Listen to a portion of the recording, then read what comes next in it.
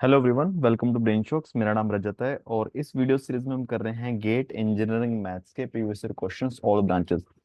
हर video में हम 5 questions करते हैं। फिलहाल हमारा टॉपिक चल रहा है वेक्टर इंटीग्रेशन। तो फर्स्ट क्वेश्चन इस वीडियो का, consider a vector field A R, the close loop line integral of A dot D L can be expressed as. ठीक है, तो स्टोक्स थ्योरम की बात कर रहे हैं। Close loop line integral of A is equal to the surface integral of curl of A. ठीक है, open surface bounded by the loop, है ना। कोई भी लूप है तो वो एक सरफेस को बाउंड कर रही है ना, तो ये ओपन सरफेस होगा। ठीक है, ये ओपन सरफेस का मतलब है कि ये सरफेस किसी वॉल्यूम को इनक्लोज नहीं कर रहा ना। अगर मैं स्फीयर के सरफेस की बात करूं तो वो एक वॉल्यूम को इनक्लोज कर रहा है, उसको हम क्लोज सरफेस बोलेंगे। ठीक है, तो ये शीट जैसा हो गया, ये ओपन सरफेस है।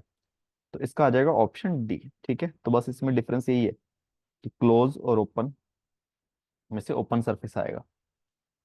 नेक्स्ट क्वेश्चन है, the line integral of function F in the counter clockwise direction along the circle X square plus Y square is equal to one at Z is equal to one. ठीक है, तो एक circle है, X square plus Y square is equal to one, तो ये Z is equal to one height पे है। ठीक है,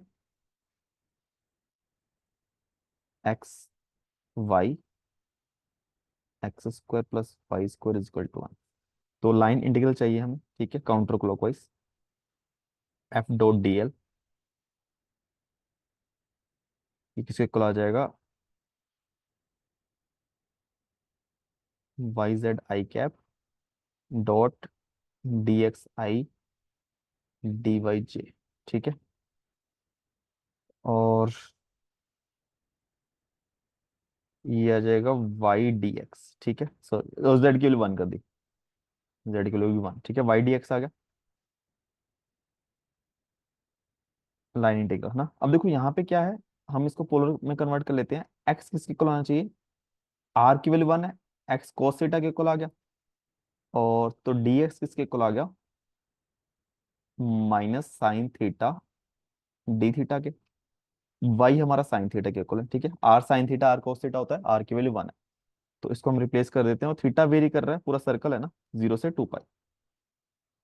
थीटा वेरी कर रहा है 0 से 2 पाई। वाई हो गया हमारा साइन थीटा, और ये dx हो गया minus sine theta D theta. ठीक है, तो आ जाएगा minus sign square theta D theta 0 से 2 पाई। ठीक है, साइन स्क्वायर थीटा को हम लिख सकते हैं one minus cos 2 theta divided by 2 D theta. ठीक है, तो इसका अगर इंटीग्रेशन करेंगे हम,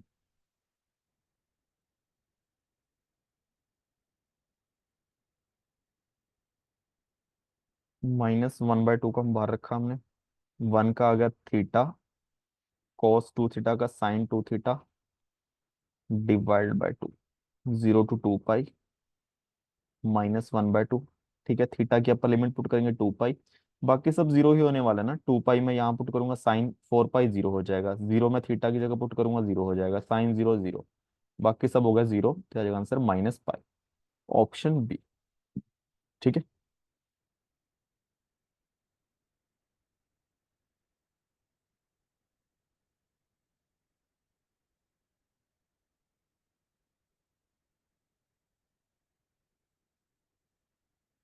नेक्स्ट क्वेश्चन है, the integral close line integral है Y D X minus X D Y is evaluated along the circle X square plus Y square is equal to 1/4 in counter clockwise. ठीक है, इसको हम green theorem से भी कर सकते हैं, या फिर नॉर्मल जैसे लास्ट क्वेश्चन में किया हमने किया, X square plus Y square 1/4 ना, एक्स वाई। अब ग्रीन थ्योरम क्या कहती है कि close line integral f1 D X minus f2 D Y, ये किसके इक्वल आ जाएगा, surface integral of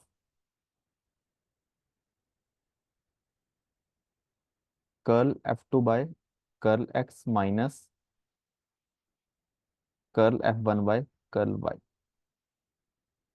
D X D Y. ठीक है, और F2 क्या है हमारे पास, F2 है माइनस, सॉरी प्लस होना चाहिए यहाँ पे। F2 हमारा माइनस एक्स, तो माइनस एक्स का एक्स करेंगे तो -1 आ जाएगा, माइनस F1 हमारे पास है वाई का वाई के साथ इंटीग्रेशन डिफरेंशिएशन करेंगे तो 1 आ जाएगा, ठीक है। तो साथ में dx dy, तो -2 बाहर आ गया, तो double integration of dx dy, ठीक है। अगर हम इंटीग्रेशन कर रहे हैं, सरफेस इंटीग्रेशन कौन से सरफेस के लिए, कौन से एरिया के लिए, इस एरिया के लिए, जो कि है x² + y² = 1/4, यानी 1/2 का स्क्वायर, रेडियस है 1/2, ठीक है। तो ये तो हमें एरिया ही दे देगा उस रीजन का, ठीक है, इस सरफेस का। तो इस सरफेस का एरिया कितना हो जाएगा, πr², πr² यानी 1/2 का स्क्वायर, ठीक है। तो -π/2 आ जाएगा इसका आंसर, ऑप्शन सी, ठीक है। बाकी अगर इसको उसी तरीके से कि आर की वैल्यू कितनी, एक्स की वैल्यू कितनी है, आर cos थीटा, यानी एक्स की वैल्यू 1/2 cos थीटा, तो dx कितना आ जाएगा, -sin θ/2 d theta. Similarly y की वैल्यू 1/2 sin थीटा, और dy की वैल्यू कितनी है, cos θ/2 d थीटा, ठीक है। तो ये दोनों वैल्यू आप यहाँ पुट करोगे तब भी आ जाएगा, थीटा 0 से 2 पाई वेरी हो जाएगा ना। इसको भी हम अगर चलो कर लेते हैं यहाँ पे कि वाई डी एक्स कितना आ जाएगा, Y D X sorry Y D X ये आ जाएगा हमारे पास -1/4 sin² theta, -x dy 1/4 cos² theta ना, और साथ में डी थीटा, थीटा वेरी कर रहा है 0 से 2 पाई, है ना। तो -1/4 कॉमन निकालेंगे तो sin² थीटा प्लस cos²थीटा 1 हो जाएगा, तो इंटीग्रेशन बचेगा ओनली डी थीटा का 2 पाई से, तो इसका 2 पाई ही आ गया, तो 2 पाई बाय -1/4, तो -1 पाई/2, ठीक है। तो इस तरीके से भी आसान ही था, इसमें दोनों तरीके से आसान है, कैसे भी कर सकते हो। नेक्स्ट क्वेश्चन है, given F = ZAX + XAY + YAZ if S represent the portion of the sphere x² + y² + z² = 1 for z greater than equal to 0, then curl of f surface integral of curl of F, ठीक है। सबसे पहले देखो कि एक हमें देखा जाए हेमिस्फीयर दिया ना, एक स्फीयर का सरफेस स्फीयर है जिसका पार्ट हमें ओनली दिया जहां पे z greater than equal to 0 है, ठीक है। अब ये मान के चलो ये हाइट पे दिखा रहा है, ये नीचे ही है, ठीक है, यहाँ पे z = 0 ही है, तो ये कर्व सरफेस दिखा रहा है, ठीक है। अभी ओपन सरफेस हो गया क्योंकि ये नीचे से क्लोज नहीं है, ठीक है। नीचे वाले पार्ट के बारे में नहीं बोला हुआ हमें, हमें बोला है कि ओनली स्फीयर का पोर्शन जो z ग्रेटर देन 0 है, यानी कि ये वाला बाहर वाला पोर्शन, ठीक है।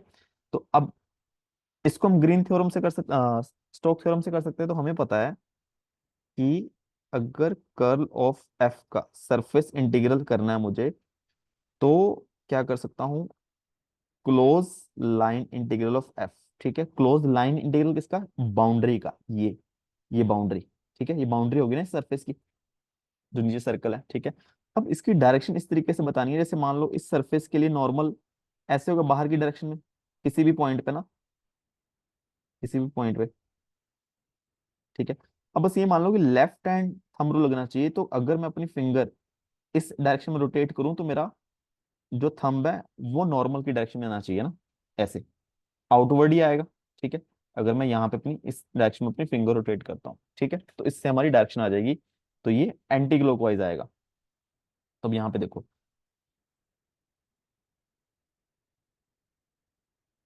अब मैं बाउंड्री बना रहा हूँ इस सरफेस की, तो ये बनेगी ये,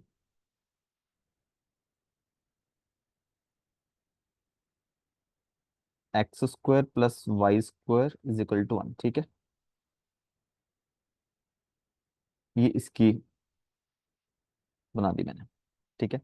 अब इसके अलोंग मुझे लाइन इंटीग्रल फाइंड करना है, ठीक है। तो इसकी डायरेक्शन हो जाएगी एंटी क्लॉकवाइज, ठीक है।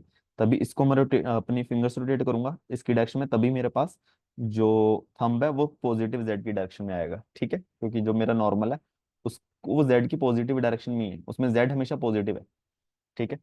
तो हम इसको कर सकते हैं, सबसे पहले मुझे चाहिए F.dl, एफ किसके इक्वल है, ZI cap + XY J cap + YJ के कैप, डीएल हमारा है डी एक्स आई कैप, डी वाई जे cap, D Z K cap. ठीक है। और अच्छा सॉरी, अब तो हम 2D में आ गए ना, डी जेड तो हमारा जीरो होगा और जेड भी जीरो हो जाएगा।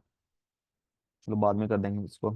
Z D X X D Y. ठीक है, जेड हमारा जीरो हो गया तो हमारा एक्स डी वाई ही बचा। तो एक्स डी वाई हम पहले भी कर चुके हैं। अच्छा वाई डी एक्स किया ना हमने, तो एक्स को हम क्या लिखेंगे, आर कोस थीटा, यानी कोस थीटा। ठीक है, आर की वैल्यू 1 है। डी वाई हो जाएगा हमारा कोस थीटा डी थीटा, है ना, पीछे क्वेश्चन में हमने किया ही है। अगर मैं एक्स को लिखूं कोस थीटा, वाई को लिखूं साइन थीटा, तो मेरा डी वाई हो जाएगा कोस थीटा डी थीटा। ठीक है, थीटा वेरी कर रहा है 0 से 2 पाई, तो ये आ जाएगा cos square theta D theta 0 से 2 पाई। कोस स्क्वायर थीटा लिखूंगा 1 + cos 2 थीटा डिवाइडेड बाय 2।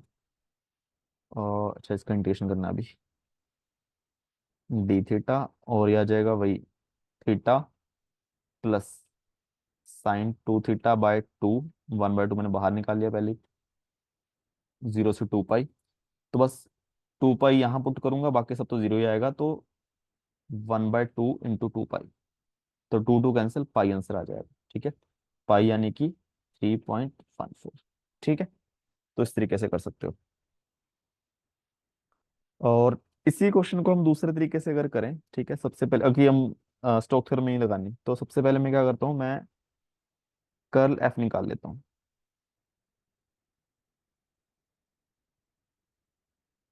ठीक है, I cap J cap K cap, curl by curl X, curl by curl Y, curl by curl Z, Z X Y. ठीक है, तो आई cap के साथ क्या आ जाएगा, इसका वाई के साथ डिफरेंशिएशन 1 आ जाएगा, एक्स का जेड के साथ 0 आ जाएगा, तो आई कैप ही आ गया ओनली, माइनस जे। तो इसका एक्स के साथ 0, जेड का जेड के साथ 1, तो 0 - 1 तो -1, प्लस के। एक्स का एक्स के साथ 1 आ गया, जेड का वाई के साथ 0 आ गया, तो के कैप ही रह गया हमारे पास, आई प्लस जे प्लस के बचा। ठीक है, तो ये आ गया। दूसरी चीज, कर्ल ऑफ एफ आ गया हमारे पास, आई प्लस जे प्लस के। ठीक है, तो जो जो डीएस है, तो इसका एक नॉर्मल वेक्टर होगा। ठीक है, डायरेक्शन, तो इस सरफेस का नॉर्मल, ठीक है, यूनिट नॉर्मल वेक्टर क्या होगा, अगर ये सरफेस में इसको एफ लिख लूं, तो ग्रेडियंट, ठीक है, ग्रेडियंट ऑफ सरफेस से हमें नॉर्मल वेक्टर आ जाएगा, उसके मोड से डिवाइड कर दूंगा मैं, तो मेरा यूनिट नॉर्मल वेक्टर आ जाएगा। तो इसका ग्रेडियंट आ जाएगा 2xi cap plus 2yj cap plus 2z k cap, और इसका मैग्नीट्यूड अंडर रूट करूंगा तो 2x का 4x² 4y² प्लस 4z²। ठीक है, तो 4 कॉमन निकाल लूंगा तो बाहर 2 आ जाएगा, x² plus y² plus z² ये इक्वल टू 1 आ जाएगा। ठीक है, तो मेरा ये xi cap yj cap zk cap. ठीक है, तो इस तरीके से आएगा। अब देखते हैं हम क्या बचा इंटीग्रेशन हमारा, कि सरफेस डेल क्रॉस एफ है आई प्लस जे प्लस के dot normal vector, unit normal vector उस सरफेस का, और उस सरफेस का सरफेस इंटीग्रल। ठीक है, ये आ जाएगा X plus Y plus Z D X. ठीक है, अब देखो हमारा क्या है, हेमिस्फीयर है ना, एक स्फीयर का पार्ट है, तो यहाँ हम स्फेरिकल कोऑर्डिनेट हम इंटीग्रेशन कर सकते हैं। ठीक है, अब देखो जो स्फीयर का पार्ट है, ठीक है, जो ये वाला पार्ट है, तो इसमें आर तो कांस्टेंट है। स्फेरिकल कोऑर्डिनेट में 3 फैक्टर होते हैं, आर, थीटा और फाई। ठीक है, आर होता है कि किसी भी पॉइंट का ओरिजिन से डिस्टेंस। ठीक है, फिर इस पॉइंट को अगर ओरिजिन से मिलाता हूं तो ये लाइन जेड एक्स के साथ कौन से एंगल बना रही है, वो होता है थीटा। फिर इस पॉइंट को अगर हम नीचे लेके आए X axis X Y plane में, तो ये एक्स, तो अगर मान लो इस पॉइंट को मैं नीचे लेके आया ना, जेड को मैंने 0 कर दिया, तो ये वाली लाइन एक्स एक्स से कितना एंगल बना रही है, वो होता है फाइव। ठीक है, तो आई होप ये पता ही होगा। तो अब अगर देखा जाए स्फीयर के इस सरफेस के लिए आर तो कांस्टेंट है, सिर्फ थीटा और फाई वेरी कर रहा है ना, तो अगर मैं स्मॉल पोर्शन लेता हूँ तो वो किसके इक्वल आता है हमारा, R square sine theta D phi. ठीक है, तो डी एस आ जाएगा मेरा R square sine theta D theta D phi. ठीक है, तो इसके इक्वल आ जाएगा। तो और एक्स वाई जेड किसके इक्वल आता है, एक्स हमारा होता है, एक्स होता है R sine theta cos phi. ठीक है, वाई होता है R sine theta sine phi, और जेड होता है हमारा कोस थीटा। ठीक है, ये चीज यहाँ से भी देख सकते हो, अगर ये आर है तो ये थीटा है तो इसको हम तोड़ेंगे, तो जेड हमारा क्या हो जाएगा, आर कोस थीटा। ठीक है, और जो नीचे आएगा यहाँ पे वो आ जाएगा आर साइन थीटा, फिर आर साइन थीटा को हम फाई में तोड़ेंगे तो R sine theta cos phi, R sine theta sine phi. ठीक है, तो आई होप ये अगर स्पेल कोऑर्डिनेट पढ़ा होना चाहिए इतना तो हम इसमें कर देते हैं। और देखो थीटा और फाई वेरी कैसे कर, देखो पूरे सरफेस के लिए फाई तो जीरो से टू पाई तक वेरी करेगा। ठीक है, थीटा देखो अब यहाँ से लेके यहाँ तक, ठीक है, अगर सपोज करो कोई पॉइंट बिल्कुल इस बाउंड्री पे भी है, ठीक है, बिल्कुल एक्स वाई प्लेन पे, तो ये वाली लाइन जेड एक्स कितना एंगल बनाएगी 90, तो हमारा थीटा वेरी करेगा 0 से लेके 90 तक। ठीक है, तो आई होप अगर, चलो इसमें लिख लेते हैं यहाँ तक। सबसे पहले हम लिखेंगे आर, एक्स को क्या लिखेंगे, आर की वैल्यू 1 होगी। ठीक है, क्योंकि हमारा स्फीयर है, आर कांस्टेंट है और उसकी वैल्यू 1 है, आर स्क्वायर।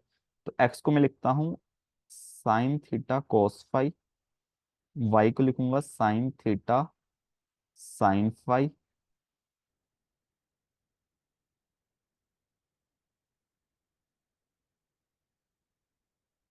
और जेड को लिखूंगा मैं कोस थीटा।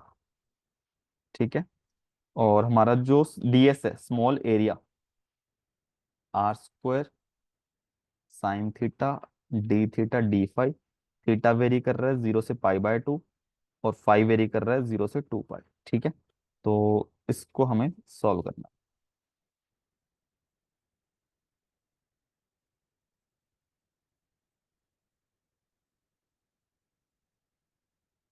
अच्छा, आर स्क्वायर की वैल्यू 1 ही होगी ना, आर की वैल्यू 1 होगी, तो डीएस भी, अच्छा सिर्फ यही आ गया ना। अब इसमें सबसे पहले ये देखो कि हम थोड़ा सा 0 से 2 पाई, 0 से पाई बाय 2, ये आ जाएगा sine square theta cos phi plus sine square theta sine phi plus sine theta cos theta. ठीक है, डी थीटा डी फाई। अब इसमें ये चेक करो कि कहीं पे भी जो लिमिट है थीटा और पाई की इंडिपेंडेंट है, हम अलग अलग इंटीग्रेट कर सकते हैं ना। जैसे साइंस को थीटा डी थीटा 0 से 2 pi by 2, cos phi D phi 0 से 2 पाई। ठीक है, अब ये चीज ध्यान रखो कि कोस फाई और साइन फाई की जो इंटीग्रेशन है एक टाइम पीरियड में, यानी 0 से 2 पाई एक टाइम पीरियड होगा, जीरो आएगी हमेशा। ठीक है, तो मैं यहाँ पे लिख देता हूँ 0 से, ताकि हमें ज्यादा एफर्ट ना करना पड़े। 0 से 2 पाई एक टाइम पीरियड हो गया ना कोस फाई का, डी फाई ये भी 0 आ जाएगा, और 0 से 2 pi sine phi D phi ये भी 0 आ जाएगा। ठीक है, सिर्फ हमारा बचेगा ये, तो इसको मैं 0 से पाई बाय 2, 0 से 2 पाई, ये हो जाएगा हमारा, चलो यहाँ पे लिख देता हूँ sine theta cos theta D theta D phi. ठीक है, अब डी फाई तो बिल्कुल अलग ही है, ठीक है, और फाई का कोई फंक्शन नहीं है, तो डी फाई का इंटीग्रेशन 0 से 2 पाई, तो 2 पाई ही आ जाएगा। ठीक है, और ये आ जाएगा साइन 2 थीटा डिवाइड बाय 2। ठीक है, और 2 2 कैंसिल हो गया तो बाहर पाई बचा, साइन 2 थीटा का आ जाएगा minus cos 2 theta divide by 2, 0 से पाई बाय 2। ठीक है, तो पाई बाय 2 मैंने बाहर लिख लिया, minus cos pi by 2 put करूंगा तो कोस पाई आएगा जो कि आएगा -1, माइनस कोस 0 1, नहीं नहीं माइनस एक तो दिक्कत है देखो इसमें, इस इसमें क्या करो, सबसे सही तो ये है कि माइनस पहले ही बाहर निकाल लो, नहीं तो कंफ्यूजन होती है इसकी। ठीक है, माइनस मैंने पहले बाहर निकाल लिया। कॉस पाई -1, कॉस 0 -1, तो -1, तो ये आ जाएगा माइनस माइनस प्लस पाई आ जाएगा। ठीक है, तो हमने पाई किए। दूसरा तरीका ये होगा। ठीक है, अब इस क्वेश्चन में चलो ये आसान है, बट हाँ ये मतलब ये स्टोक थ्योरम वाला, बट हाँ अगर हमें स्फेरिकल कोऑर्डिनेट के रिवीजन के लिए ठीक है मेथड, ठीक है ये भी मान आना ही चाहिए। लास्ट क्वेश्चन इस वीडियो का, A vector is defined as F is equal to Y I cap plus X J cap plus Z K cap, where I J K are unit vector in Cartesian coordinate system, surface integral है ना F dot D S over the close surface है ना, close surface दिया of a cube with vertices having coordinate 0,0 1 0 0 0 0 1 1 1 1 0 1 1 1 1 0। ठीक है, देख check कर लो, cube बनेगा। क्यूब क्या बनेगा, जिसकी जिसकी हर साइड 1 है। ठीक है, चेक कर लो, मतलब इसकी वॉल्यूम 1 आएगी। और तो हमें पता है, देखो यहाँ पे लगेगी हमारी डाइवर्जेंस थ्योरम।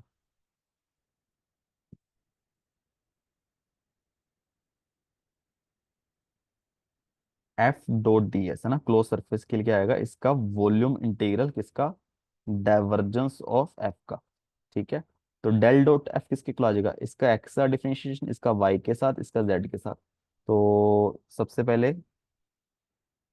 एक्स के साथ करूंगा 0, वाई के साथ करूंगा फिर 0, जेड के साथ करूंगा तो 1। ठीक है, डीवी, डीवी किसके खिलाफ आ जाएगा, D X D Y D Z. ठीक है, तो बेसिकली ये क्या आ जाएगा, D X D Y D Z है ना, तो वॉल्यूम ही आ गया। इस क्यूब की वॉल्यूम कितनी है, 1 है।